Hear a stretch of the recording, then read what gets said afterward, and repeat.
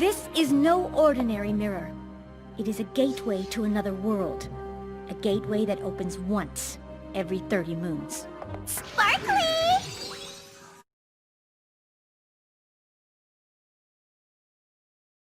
It has always been kept in the throne room of Canterlot Castle, but when Princess Cadance took over the Crystal Empire, we sent it here for her to watch over. I had always hoped that Sunset Shimmer would someday use it to return, to come back to Equestria seeking my guidance. Obviously, this is not what has happened. So, let me get this straight. She used to go through that mirror, it's to the gateway, so she never come back.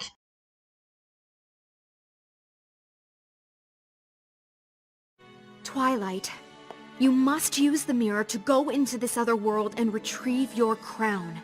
Without it, the other elements of harmony have no power, and Equestria is left without one of its most important means of defense.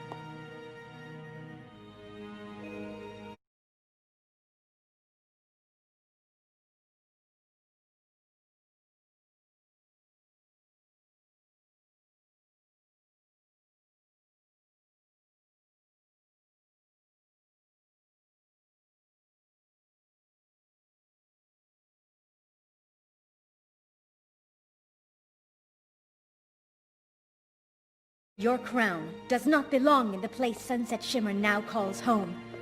And in her possession, your element of harmony will no doubt be used to bring harm to the inhabitants of this other realm. They will not have the power to defend themselves. You understand the importance of your task? Of course. Good. Then you must go at once. Whoa, whoa, whoa! She's going, we're going with her. Right? I'm so nervous-sighted! You do realize that's not a real word, right?